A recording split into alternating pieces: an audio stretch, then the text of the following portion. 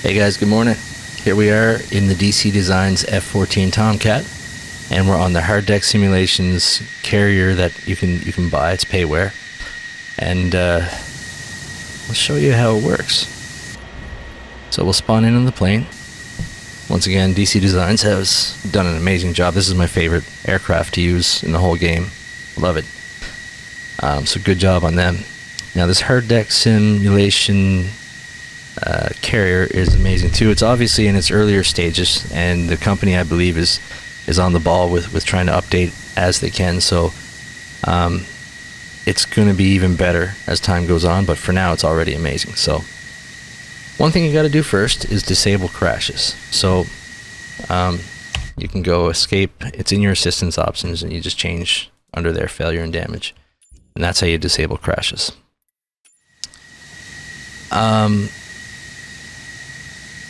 With this plane, it does have a tail hook on the bottom here. Tail hooks are not yet implemented in Microsoft Flight Sim, so it's there for future use, but we're going to still use it to simulate using a tail hook.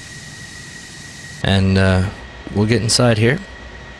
Right now we spawned as if the plane was set up to go, because that's just the default way this plane starts up or spawns in. But keep in mind that you can start up cold and dark. Not on the carrier here. I have yet to figure that out. I've had to, come in and shut down and do all my shutdown checks, and then I did create a tutorial for a cold and dark startup. If you want to go back and check that video out, and I did it from this carrier. So it starts you off with your engines off, and you just kind of go through all the checks, and you wind up basically to where we are now. I did the tutorial based on a checklist that was made up with a friend of mine and myself. We worked on it. His name is Monty Bonner, and he goes by the name of Meridian Squid 71. But anyways, yeah, we did that checklist. If you want to check it out, feel free. And we're not affiliated with DC Designs. This was just something we did for fun, for the community. And just like this is only fun. So let's figure out how to use this carrier. What you got to do is enable it. So I'm going to hit on my keys, Alt Enter, and I have here, I'll just pretend that was closed. I have a shortcut that I have down here. So I just go to my desktop. There we go. And I click on this, comes up, and this is what it looks like when you're first loaded in. It says not connected to sim, and crashes must be disabled. So I'll connect it to the sim, right? And you can read all that if you want. Pause the screen. There's another screen that tells you the instructions of how to use it. You can pause and read that too if you like. And I always just uncheck this because I don't need this window on the top anymore. I'll just leave it running in the background. Go back to my sim. I'll hit Alt Enter again. That puts us into full screen. And let's go set up for one of the catapults. So park brake being released, and we'll taxi over.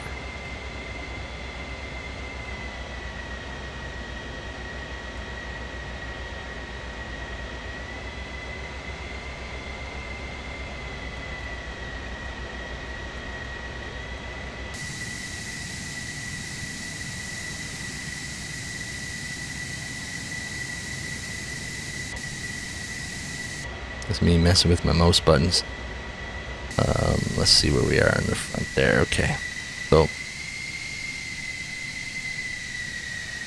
what you want to do is stop the wheel just before this mechanism here. Try to line it up as best you can, and right around there. Okay, park brake is getting set again. There we go, park brake is set. And for launch, the plane is already configured, like I say, when you load up here, but we'll make sure the flaps are full. And there's a button here for extend and kneel. Watch what happens when I hit kneel. The nose drops, and if you look at the front, the mechanism goes into the catapult that would enable it to launch. Okay. Also, by this nose gear dropping the plane down a bit, it creates much less torque when the catapult is launched of all these mechanisms, and it keeps everything stronger for longer, less fatigue. It makes a lot of sense that the plane is designed to do that, and it's great that DC Designs incorporated that into their animations. Okay, so right before we go, what I want to do, we are set to take off, but there's a trick that I do with this plane, because right here there's a speed bug I can set. So if you dial this wheel, I'm going to change that number to 127, and the reason why I'm going to 127 is because what it does is it's the VREF number that's recommended by DC Designs in their manual that comes with this plane. So when I touch down, I want to be at VREF with the yellow circle here. I think that's what's intended. I don't always get that, but I try. And this just makes it easier to manage the speed because the auto throttle is really good in this plane. And with the flight sim, compared to real life, in real life you give things like a plane or even a car, you give power, you feel the acceleration, right?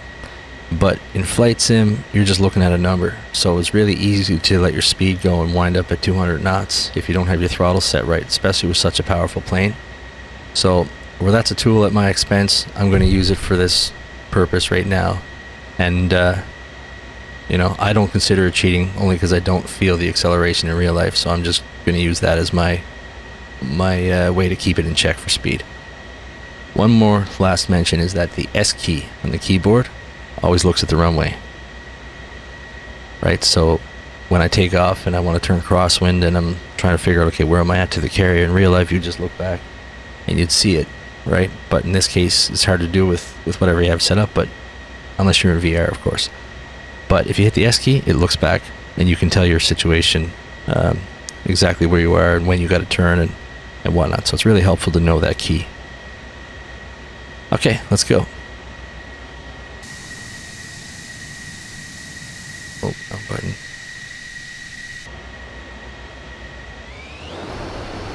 Full power, park brake released. We're airborne. Gear up. Reducing my speed a little bit, just because I don't want it to get out of hand. And putting the nose gear back to normal setup and configuration from Neil to extend. Making my turn for crosswind. A little bit high, that's okay. Turning on auto throttle. Let's hit S. You see the carrier. That's looking pretty good. My speed is dropping to the 127 like I planned, and that's exactly what I want. I'm using a little bit of trim here to try to balance out and keep us level at 1,000 feet-ish. Yeah, what a difference that S key makes for looking at the target.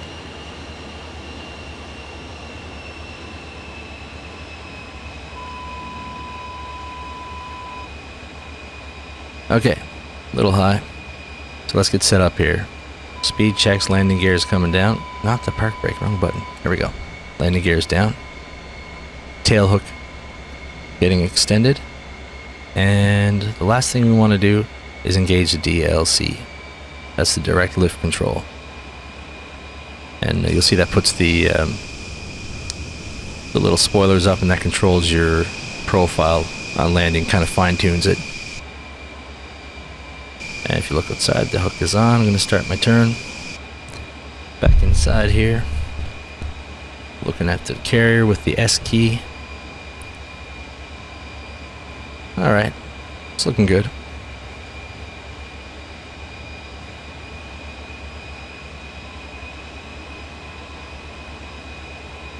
I'm going to reduce my altitude a little bit.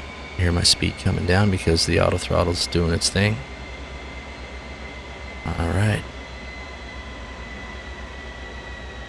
If you're on Xbox, I don't know if you can get the carriers yet, but if you can figure out what button does that S thing that I was doing to look, it would probably make things a lot easier for any airport. Alright, I'm a little bit hot on speed. Attitude's a little bit not quite what I wanted, but that's fine. Auto throttle's off, throttle's back. I have a button set up on my keyboard to do that. I use my left arrow key to turn off the auto throttle, and I just pulled my throttle back so it didn't shoot me off the deck again. Okay, hook is coming up, and let's take a look outside. It looks good. DLC is going up, and I'm gonna put the wings in the manual oversweep. So first thing, flaps go up all the way, and then you lift up this cover, and you can take this chevron switch and bring it all the way back down, or tab, or whatever you want to call it. You'll see the wings start to go folding over to manual oversweep. That's it, we're ready to taxi. So that's a circuit in this plane on the carrier, and yeah, it's amazing. Park brake is off. Let's go park and we'll shut down.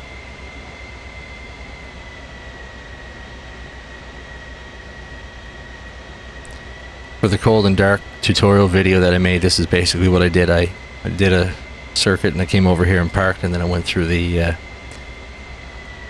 all the checks to start it up.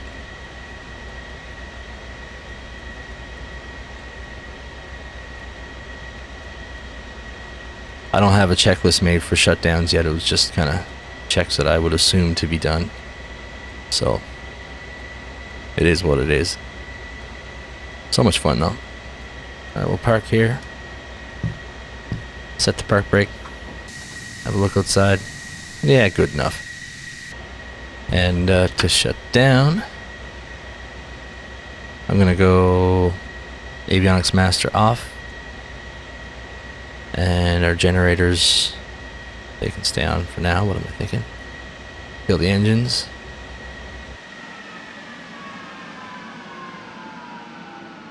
Turning my HUD off. Gens would try to be turned off there, and power off. Can't open the canopy. Put the ladder on.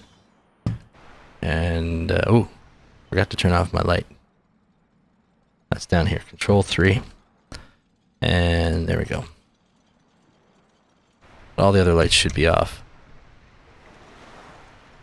And that's it. Thanks for watching. Feel free to check out my other tutorials and videos on this plane, and I love it. I think that it's definitely a worthy purchase. If you like fighter jets, it's going to be one of the best ones you'll ever buy. And I think same with the hard deck simulations carrier here. As long as they stay on the right path and keep updating things and whatnot, it's just going to get better and better. I strongly recommend buying that one as well. All right, thank you.